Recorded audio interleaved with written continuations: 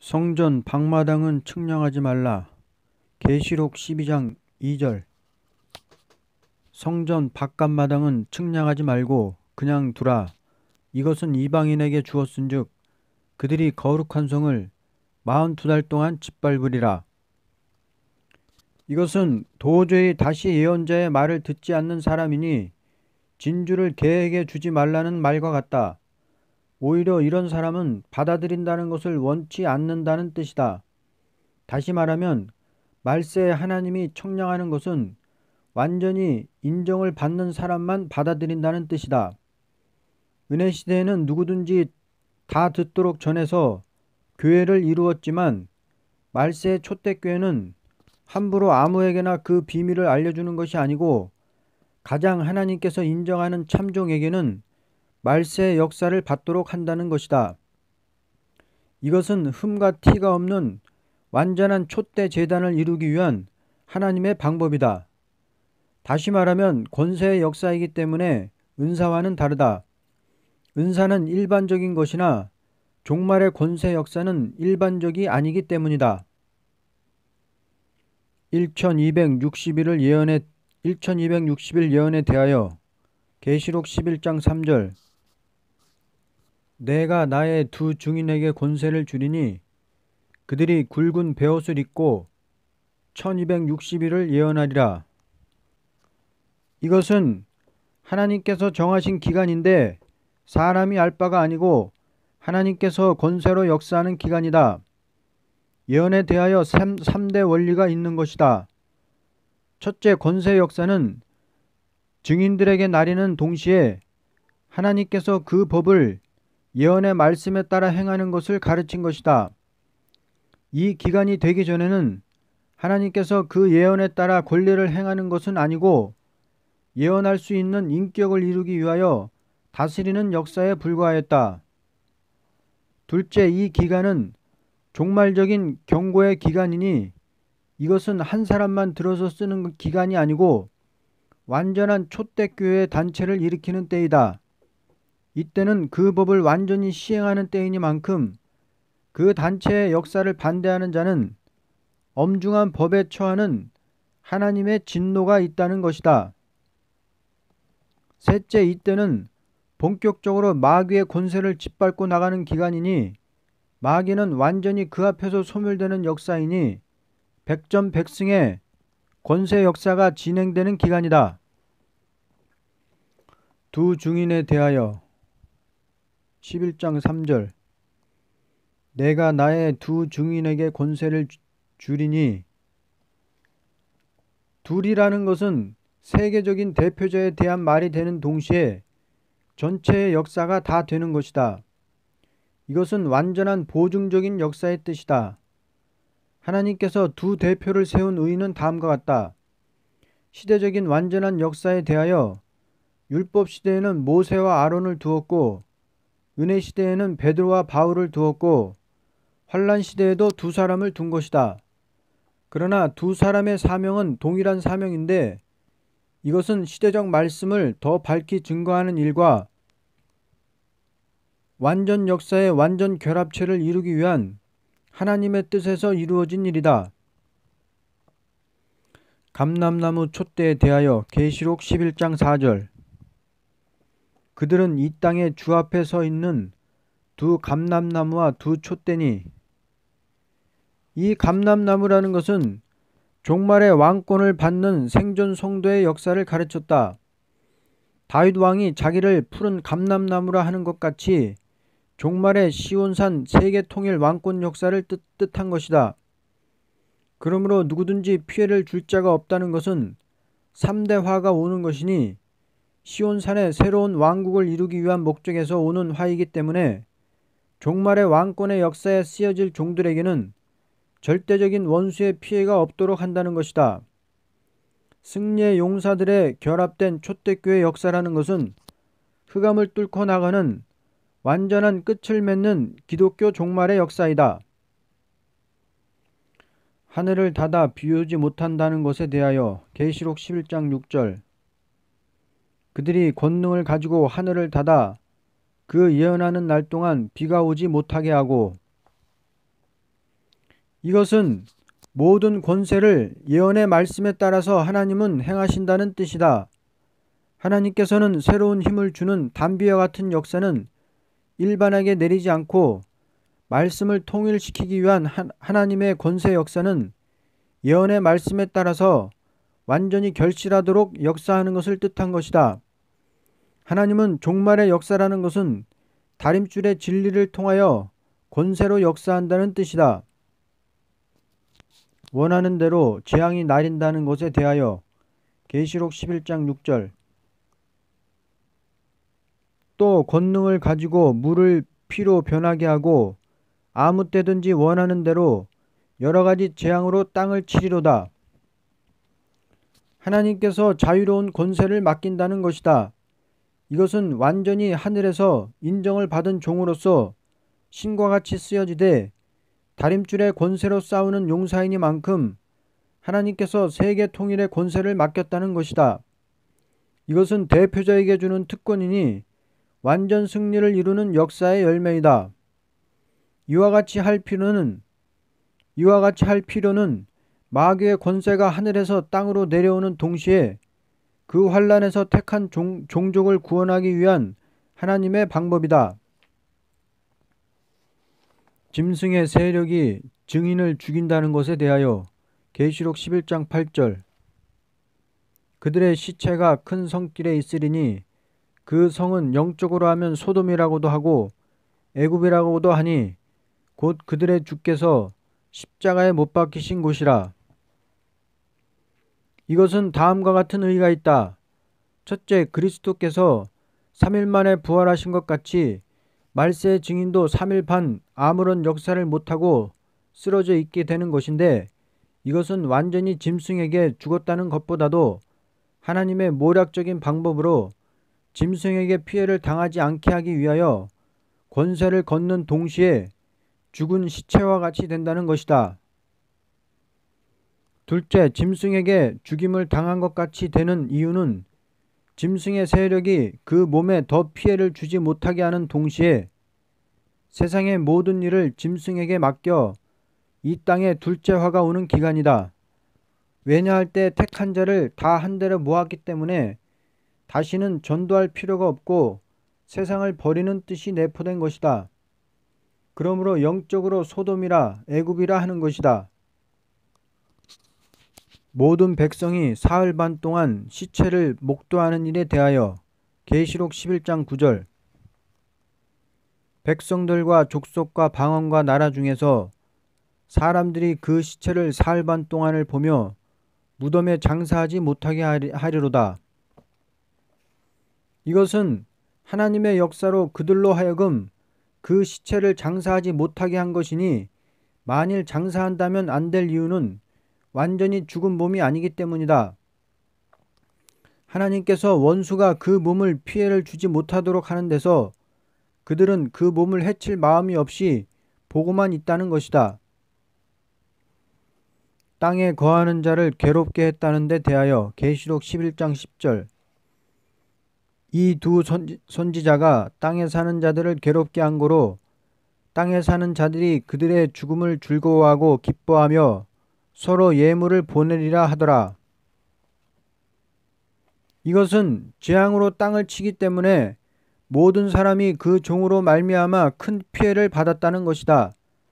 이것은 대표적인 사람을 가르친 것이니 손을 들어서 말하는 대로 재앙이 내려서 모든 사람이 어찌할 줄을 모르는 일이 있었다는 것이다.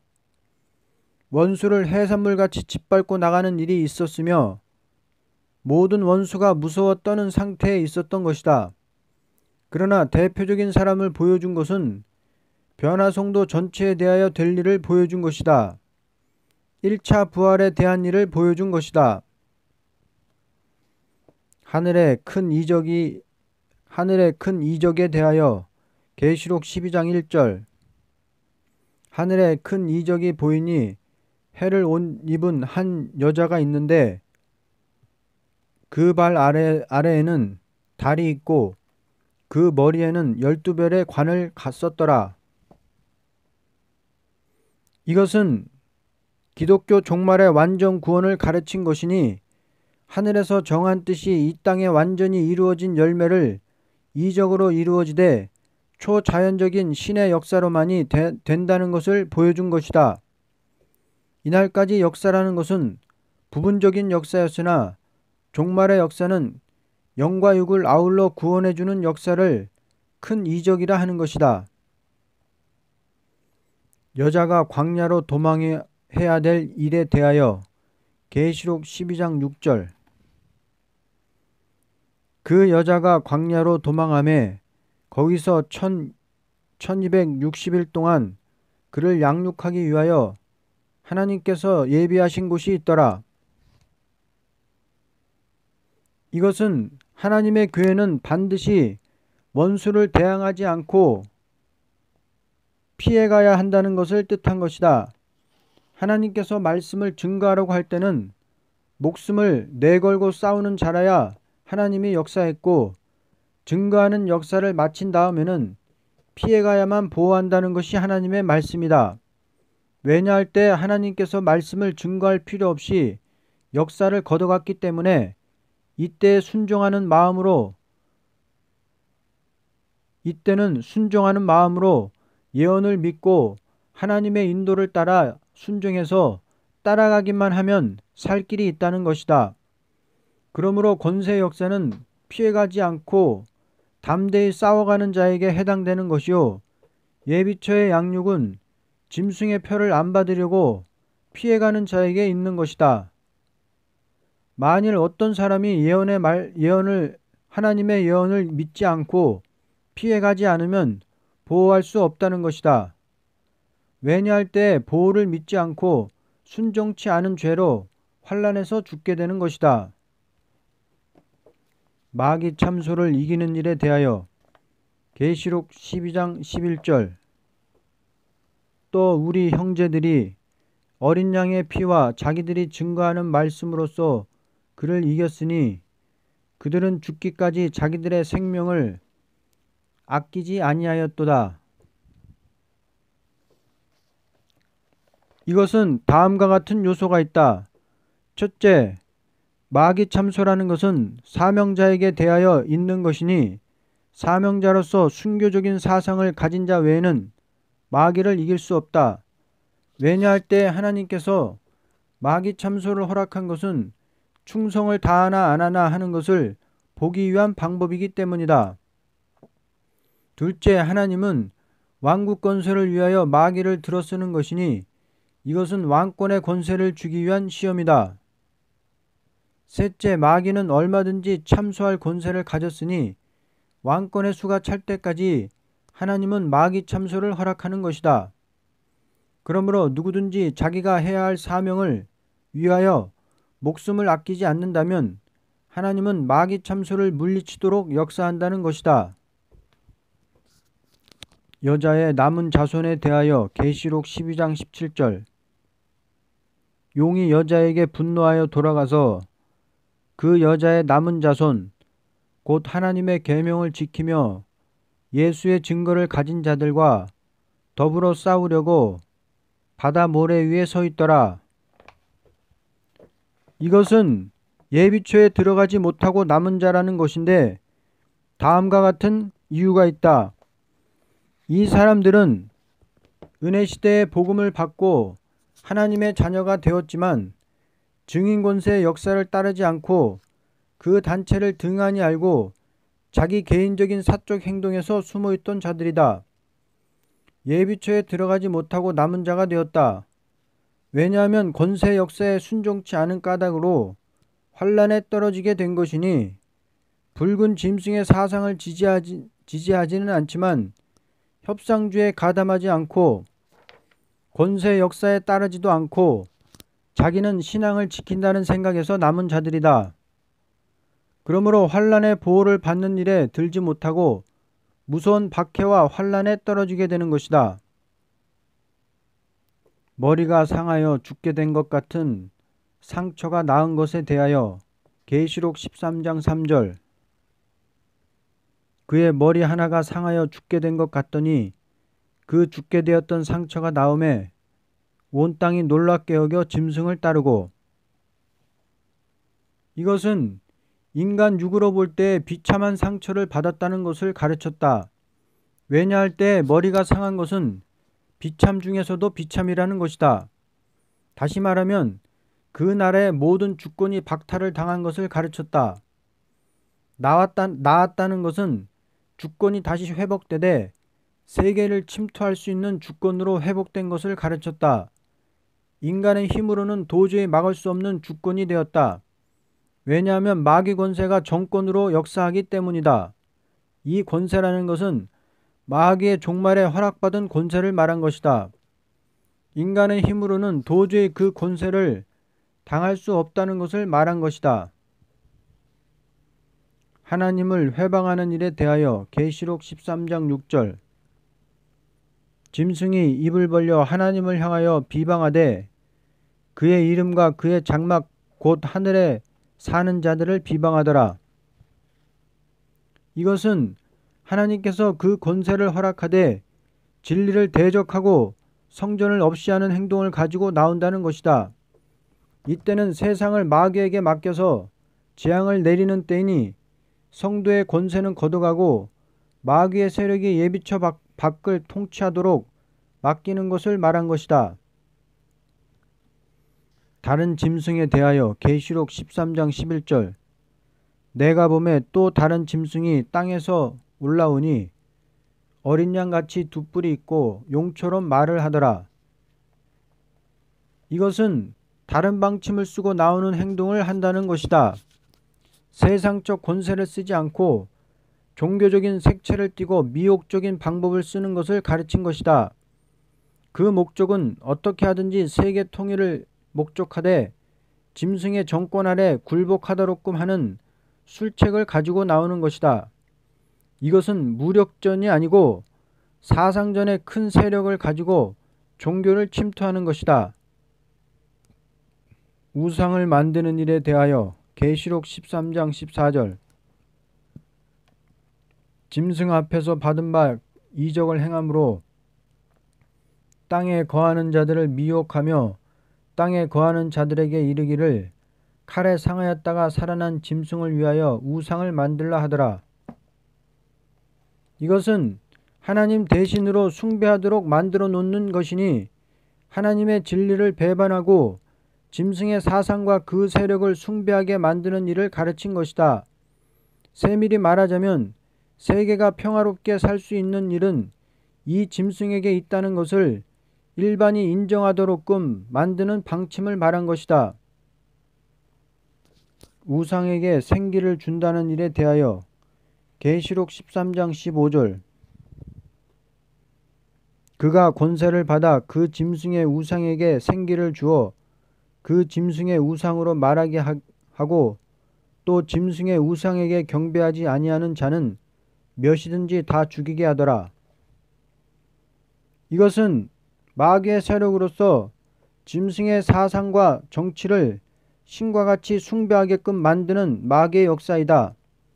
세상의 모든 사람들로 살 길은 여기에 있다고 미혹을 받도록끔 만드는 역사이다.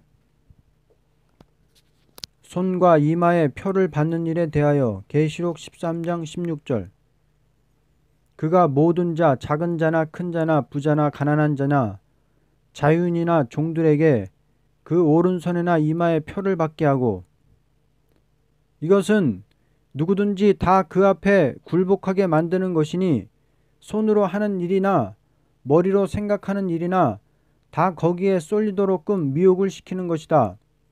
미혹이라는 것은 사상적인 문제가 들어가는 것이니 사상은 머리요 손으로 하는 것은 행동을 가르친 것이다. 모든 사람이 하나같이 사상이 들어가고 하나같이 수정들도록 만드는 것이니 이와 같이 하는 것은 온 세계 인류가 다 하나가 되게 하는 마귀의 역사이다. 하나님께서 이와 같이 되도록 하는 것은 심판의 대상자를 완전히 만들어 놓는 모략이다. 왜냐할 때 심판의 대지는 짐승 앞에 그 사상과 정책을 따르는 자를 없앤다는 것이 그 대지가 되기 때문이다. 우리 수도생으로서 긴급히 해야 할 일은 다음과 같다. 첫째, 나와 같이 생사를 같이하여 싸울 참된 사상적인 진리 운동에 동역자를 얻기 위하여 활동하여야 할 일. 둘째, 참된 예배를 상달시키는 거룩한 제단이 생겨지기 위하여 노력하는 일. 셋째, 완전 무장을 갖추는 용사를 내세우기 위하여 적극적인 활동을 하되 금년 여름에 많은 용사가 일어나는 것은 내가 해야 할 일이라고 자각하여야 할 일. 이와 같은 것을 목적 두고 역사하는 자를 이제부터 하나님은 강한 역사의 축복을 나릴 것이다. 14만 4천이 시온산에 선 것에 대하여 14장 1절. 또 내가 보니 보라, 어린 양이 시온산에 섰고 그와 함께 14만 4천이 섰는데 그들의 이마에는 어린 양의 이름과 그 아버지의 이름을 쓴 것이 있더라. 이것은 세계 통일의 승리 개가를 부르는 광경을 보여준 것이다. 계시록은 성도가 세계를 완전히 정복하여 평화 왕국을 이루는 것을 목적으로 한 것이니 모든 선지의 예언은 다 시온산의 통치가 온다는 것을 가르친 것이다. 그러므로 시온산 통치라는 것은 지상에서 이루어지는 새 시대를 말한 것이다. 14만 4천은 동방에서 한 무리를 이루는 것이니 어느 나라나 붉은 짐승을 대항하여 싸우는 용사들 전부가 동방 역사의 하나가 된다는 것이다. 이것은 종말의 붉은 군대와 싸우는 승리의 용사들이다. 흠이 없는 자들에 대하여 계시록 14장 5절. 그 입에 거짓말이 없고 흠이 없는 자더라. 이것은 하나님 앞에 인정을 받는 뜻이 있다. 이 흠이 없다는 것은 하나님께서 그 사람을 시련시켜서 검열해보고 완전히 이마에 인을 쳐서 변화성도의 자격을 이룬 자들이다. 누구든지 짐승과 우상에게 경배하고 표를 받는 자가 화를 받는 이유에 대하여 계시록 14장 9절에서 11절. 또 다른 천사가 곧 셋째가 그 뒤를 따라 큰 음성으로 이르되 만일 누구든지 짐승과 구의 우상에게 경배하고 이마에나 손에 표를 받으면 그도 하나님의 진노의 포도주를 마시리니. 만왕의 왕이 세계 통치할 시기가 오는 심판기에 만왕의 왕을 대적하는 사상을 받아들이는 자는 그 왕국에 조금도 들어갈 수 없다는 것이 조건이다. 왜냐할 때 왕국이라는 것은 완전 평화의 왕국이니 사상이 통일되지 않고는 안 되기 때문이다. 하나님의 모략이라는 것은 통일 평화 왕국을 건설하기 위해서 잠깐 동안 붉은 짐승을 들어서 모든 사람을 검열해 보는 것이니 짐승의 난리를 거치게 하는 것은 진실과 충성이 있는 사람만을 고르기 위한 방법이다. 주 안에서 죽은 자가 복이 있다는 데 대하여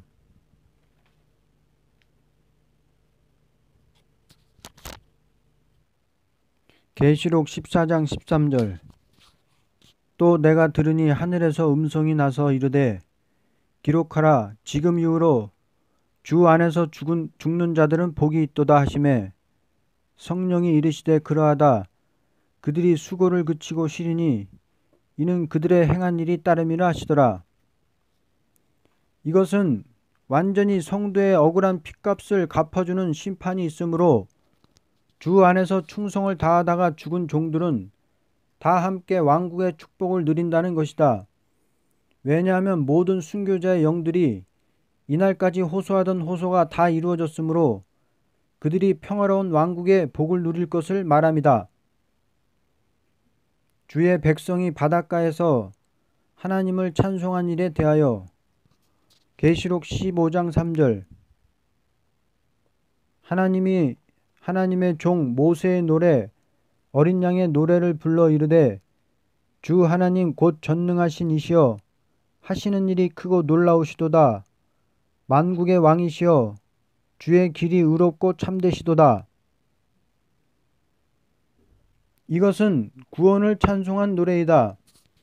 말세 증인의 예언을 하는 말씀을 듣고 순종했으니 크고도 기이하게 의롭고도 참되게 그대로 구원을 받았다는 사실을 기뻐서 노래한다는 것이다.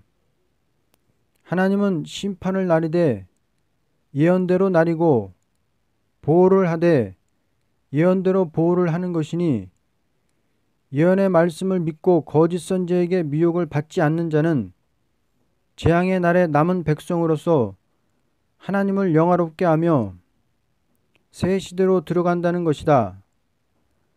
더러워진 땅을 다 소탕시키고 새로운 땅으로 변설시키고 모든 것을 보여준 것이다. 도적같이 오신다는 데 대하여 계시록 16장 15절 보라 내가 도적같이 오리니 누구든지 깨어 자기 옷을 지켜 벌거벗고 다니지 아니하며 자기의 부끄러움을 보이지 아니하는 자는 복이 있도다. 이것은 멸망받을 인간들이 전멸을 당한 것을 가르치는데 멸망하는 시간까지 마귀에게 미혹받은 심령에서 또는 취한 자같이 어찌할 줄 모르고 대접재앙을 피해보려고 애를 쓰는 자리에서 갑자기 전멸 상태에 가는 것이다. 말세 증인은 마치 예언의 말씀을 증거하다가 들림을 받고 구원받은 백성들은 믿고 순종함으로 보호를 받고 구원을 받되 마귀의 흑암에 빠진 자와 온 세계 인류는 불의 사름을 당하고 남은 자로서 새 시대를 이루는 것이다. 아마겟돈이란 악과 선의 대립된 전쟁이 끝을 맺는다는 뜻이다. 전에 있다가 없어졌으나 장차 무적행으로부터 올라오는 짐승은 계시록 17장 8절 내가 본 짐승은 전에 있었다가 지금은 없으나 장차 무적행으로부터 올라와 멸망으로 들어갈 자니 땅에 사는 자들로서 창세 이후로 그 이름이 생명책에 기록되지 못한 자들이 이전에 있었다가 지금은 없으나 장차 나올 짐승을 보고 놀랍게 여기리라. 초대교회 사도들을 전멸시키던 악한 네로 황제의 박해가 있으므로 흑암 시대가 이루어졌던 것 같이 종말의 열불 가진 짐승이 만왕의 왕을 대적하고 나오므로 흑암 시대가 이루어진다는 것이다.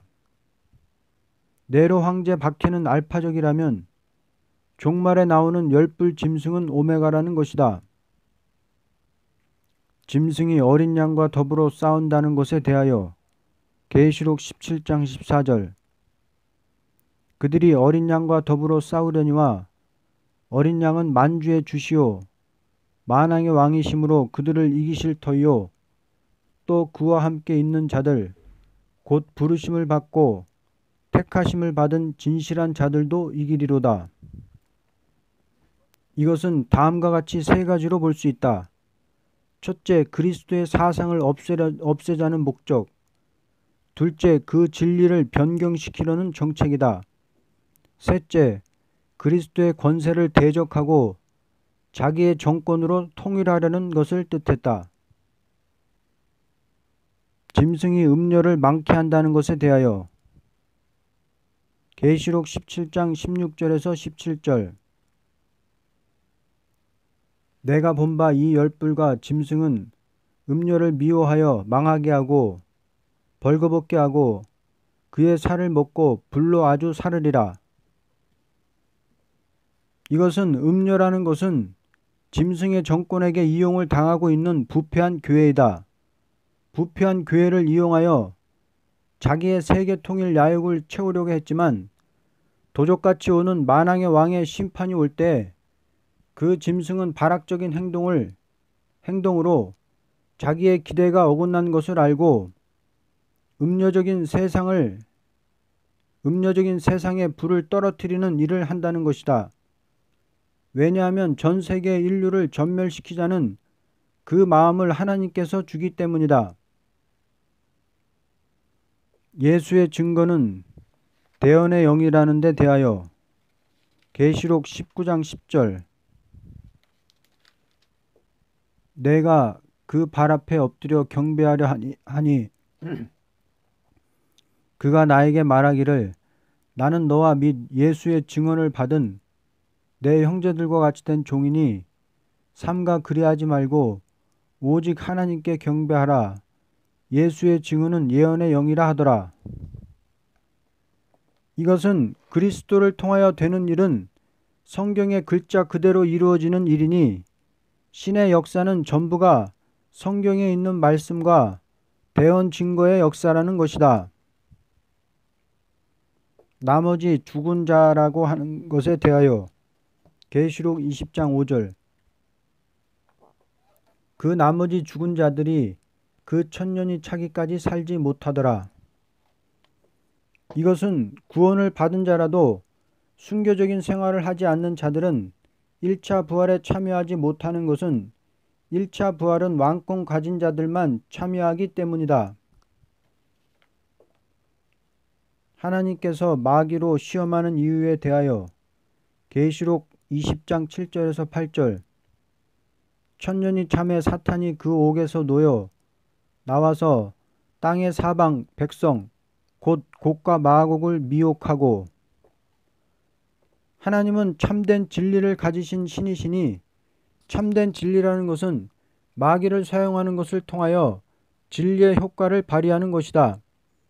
진리라는 것은 마귀를 사용하는 법과 사람을 다스리는 법을 아울러 쓰는 것을 진리라 하는 것이다. 왜냐할 때 참 진리라는 것은 거짓된 마귀가 따라가야만 효과를 발휘하기 때문이다. 그러므로 가장 강교한 거짓 영을 사용하는 것은 당신만이 참되신 신이라는 것을 믿는 자로서 하나님과 동고동락할 수 있는 세세 왕권을 건설하기 위한 목적이다. 하나님께서 당신을 참신이라 하는 것은 믿는 자를 들어서 영원한 영광을 누리게 한다는 것이 공의이기 때문이다. 마귀를 들어 쓰는 법은 다음과 같이 되어 있는 것이니 언제나 사람에게 진보 향상케 완전을 주는 데는 마귀를 사용하고 다음에 준다는 것이 진리의 합법적인 요소가 되는 것이다. 이와 같이 하는 것은 흙에서 난 몸이 영원히 죽지 않고 생명과를 따먹고 생명수를 마시고 영생할 수 있는 몸이 이루어지는 과정이 마귀를 들어쓰는 과정이 된다. 그러므로 이 몸이 살아서 죽지 않고 새 시대 갈 사람은 마귀를 들어서 미혹해보고 미혹받지 않는 사람만 그 몸에 영생을 주는 것이 하나님의 법이기 때문이다. 첫째 아담이 미혹받음으로 사망이 왔고 둘째 아담 예수가 이김으로 영생이 왔는데 종말에 살아서 영생을 믿는 심판으로 미혹을 시켜보는 것은 20세기 종말이다. 미혹이 없는 천년시대의 종말에 갇혔던 마귀를 다시 사용한다는 것이다. 20세기 종말에도 마귀 미혹을 이긴 자만이 죽음을 맛보지 않고 영생을 보게 되는 것이요 천년시대 종말에도 미혹을 받지 않은 자만이 그 몸이 영생한다는 것이다. 아멘.